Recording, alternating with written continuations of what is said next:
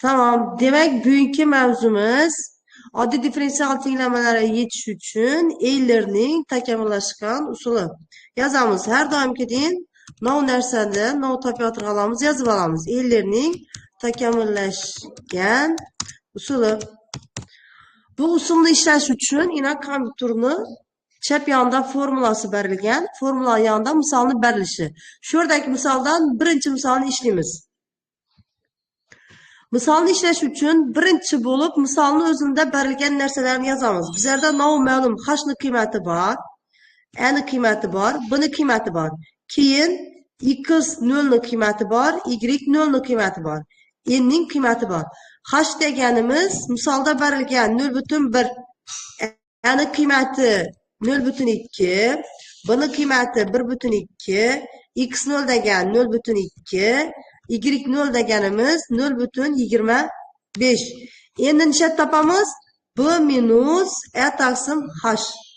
B minus e drop h. Ana bo'ldi, tamom. Endi qiymati 10 ekan.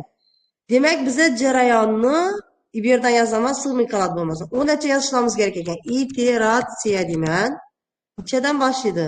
0 1 nechagacha? 10gacha. Yozamiz, yana belgilab tortamiz. Ana bo'ldi. Endi qaranglar. Iteratsiyani boshlash uchun birinchi bo'lib x ni qiymati kerak. X ni uchun deganda x ni yarmida x n qatnashgan. Shuning uchun x ni topgandan keyin x plus 0,5 deb olamiz. To'g'rimi? X degan nima?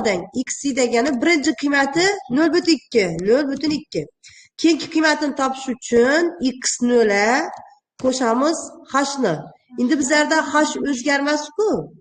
Shu uchun hni dollar belgisida olamizdan 10gacha quloqini ushlab tortamiz. Chiqdimi? Yana keldik. Bu to'rt burchak yeridan ushlab kelsak plus chiqadi. Shu plusdan 10gacha tortamiz. X 10gacha bo'lgan qiymatni topdi. xi degan nima? Xi degani x0 plus h taqsim 2. H drop 2. Yana shu narsa h o'zgarmasmi? Yana dollar belgisini qo'yamiz. Yana dollar belgisini qo'ydik. Enterni bosdik. Yana galamizdan plus qismidan 10gacha topamiz. Ana bo'ldi. Tamam. Endi qaranglar. X ni topdik, x yarmini topdik. Endi bizga nima kerak? Y ni, sog'ling. Y ni 0,5 dagi qiymati kerak. Bu qiymat topilgandan keyin y ni topib bilamiz. To'g'rimi? Qaysi? Qaysini aytib tursiz? Y nima? Y n 0,5 ku 1,2 na. Y n plus 1 taqsim 2. 0,5 degani. Demak, y n plus 0,5 degan nomga teng. Yana bu yerda formulasi ko'rindi. N ni o'rniga 0 qo'ysak, y 0,5 teng y0 plus h taqsim 2 f x0 y0. Shu yerda x n bo'lib chiqib qolibdi bu yerda. Y n ham bor. Ammo yozamiz. Y0 nima teng? 0,25 plus h taqsim 2. H drop 2. H dollarga qo'yamiz. O'zgarmas bo'lgani uchun hozir yana quloqidan tortishimiz kerak. Dollar belgisini qo'ydik. Qavsam olaman shu qismini. Qavsa aldım. Ko'paytiramiz. F funksiyamizda ham x0 ni ham y0 ni qo'yganimiz. Birinchi misolni ishlaymiz yana. Y shtrixdan 0,133. Y ni o'ng tarafindagi y shtrixdan deb yozib qo'ygan funksiyalar hammasi f x y funksiya bo'ladi. 0,133 ko'paytiramiz, qavs ochamiz, x kvadrat. X kvadrat nima? x0 ning kvadrati plus sinus 2x 2 ko'paytiramiz. Yana nima bo'ladi? x0. Qavsni beklaymiz. Qavs shu yerda beklanadi, to'g'rimi? Keyin plus 0,872 ko'paytiramiz y. Endi o'rniga 0 qo'yib turibmiz-ku? Y 0. Qavsni beklaymiz. Enter. Bir yerda xato bo'lib qoldi. Ava bu yerda qolib ketdi. To'g'ri. Şurada beklemin kaldı. Şu üçün ne aldı tuttu. Yine bir koyuveramiz. Ana beklendi. Bu bilan aldı. Ana çıktım. Şimdi karanglar. Hozir men i teng 0 holatda y ni 0,5 ni topdim ha. Bir pasa tushirsam nonni topadi. Y 1,5 ni topadi. Lekin bu formulaga qaranglar. Hozir y0 ni olganda bo'sh katakni olib turibdi. K ni 14-sini 13-sini olib turibdi. To'g'rimi? Lekin biza y ni birinchi qiymatini qo'yamiz-ku, eng teng 1 bo'lganda.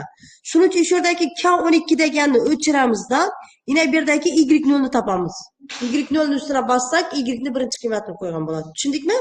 Yana bu yerdan boradi keyin bu K12 degan. Shu ikkisini o'zgartirib beramizdan quloqdan tortamiz. Keyin o'zi hammasini topadi. Tushundikmi?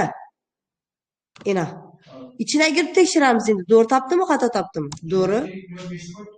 Avval 0,5 ni qo'yibdik biz. Yana doğru. Tushunmadim. Nere? Hozir bu yerda y0 bo'lgan vaqtida bu yerda birinchi topgan qiymatingiz y 0,5'indagi qiymati bo'ladi. Tushundingizmi? Bu yerga kelib n o'rnina 1 ni qo'ysangiz, yana bu yerda n o'rnina 1 qo'ysak, n o'rnina 1 qo'ysak nima bo'ladi? Y 1,5 yok bu yerda уже bu xato ketibdi yana. Xato ketibdi bu qismi. Bu yerdagi y 1 ni topish kerak edi. Bu yerda n butun ekan. Y 1 ni topib olamiz. Y1 degani y0 plus y0 deganimiz necha? 0,25 plus h degan 0,1. H'a yana dollar belgisini qo'yamiz. Dollar. Ko'paytiramiz nolga.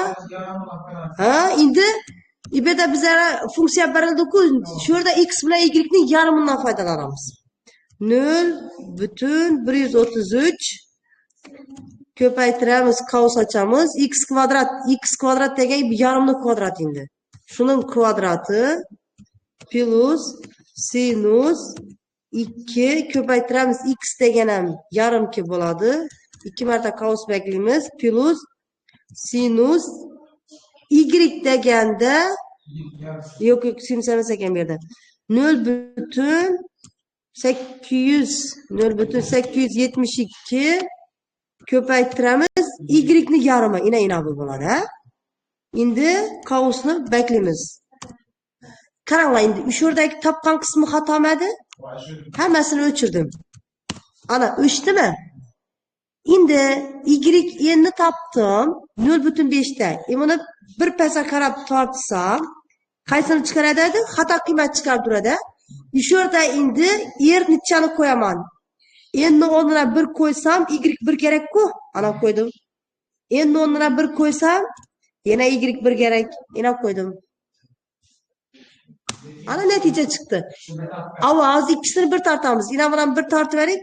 Bir tortdik. Endi qaranglar, ichine giramizdan tekshiramiz. To'g'ri qo'ydimi? To'g'ri qo'ygan, to'g'rimi? Yo'q. K12 xato qo'ygan уже. K12 emas bizlarda. Nima bo'ladi endi? En teng 1 bo'lganda, bu formulaga n o'rnina 1 ni qo'ysang, yo'q. Hava y2 teng y1 plus h ina. Y1 degan bu narsa, to'g'rimi? Yana nerda bor? Q4 deb yozib qo'yibdi. Bu yerda n o'rnina 1 qo'ysak, yo'q, bu yerda to'g'ri-ku. Bu yerda fx ni nasib qahri bu. H ko'paygan f ni yarmi. Bu to'g'ri. Bu f ni yarmi. To'g'ri bu. Bu qismi to'g'ri. Faqat shu o'zgaradi ekan. Endi to'g'ri bo'ldi formula. Tushundikmi? Ikkisini belgilab, pasa qarab tortamiz endi. Birdan yechimi chiqardi. Tushundikmi? Ina formulasi. Ko'rindimi? To'g'ri qiymat topgan. Ibera girsak, bular to'g'ri qiymat. Bizlara qaysi yechim kerak? Bizlara faqat y degan yechim kerak. Bizlarning javobi, misolga kerak bo'lgan yechimni javob shu narsa. Bu takomillashgan usul bo'yicha, agar bu misolni eylerni o'zi bo'yicha ko'rsak nechik bo'ladi? Hozir shu yerda shuni ham ko'rib ketdik, hamma narsa bor-ku. Bo'ldi, tamam. Oddiy eyler usuli deymiz. Shu qismini ham ko'rani, javobni solishtiramiz keyin. Qaranglar. Bo'ldi barim. Oddiy Eyler usulidan chiqadi formula. Shu yerda h taqsim 2 bor, yana bu yerda. Shu narsa yo'q-da. Shu narsa yo'q bo'ladi, h ni o'zi bo'ladi. Avval yozamiz shuni. Y n'dan y0, y0 necha? 0,25 plus h degan 0,1. Shuna dollar belgisini qo'yib olamiz, ha? Yana dollar belgisini qo'ydik. H ko'paytiramiz. Fx degan shu narsa. 0,133 ko'paytirib qavs ochamiz. X kvadrat x0 ning kvadrati plus sinus qavs ochamiz. 2 ko'paytiramiz. X 0 qavsni 2 marta beklaymiz. Plus y 0 bo'ladi endi. 0,872 ko'paytiramiz. Y 0 qavsni beklamizdan entini bosamiz. Natija chiqdimi? Chiqdi. Endi shuni bir marta pastga tushirsak, pastga tushiramiz. Yana pastga tushirdik. Xato qiymat chiqardi bizlardan. Nechun deganda bu yerda bo'sh katakni oldi. Shu katakni o'zgartiramiz endi. Qaysi bo'ladi u? Y1 bo'ladi. Yana bu qiymat bo'ladi. Bu yerga kelamizdan bu qismini ham o'zgartiramiz yana. Yana. Ana natija. Ko'rdikmi? Pastga qarab 10 tortamiz. Ana. Yana yechim. Ozgina farq etadi. Tushundikmi? Bu oddiy Eyler usulida ishlanishi, yana bu ishlaganlarimiz takomillashgani. Hozir shuni belgilab olamiz.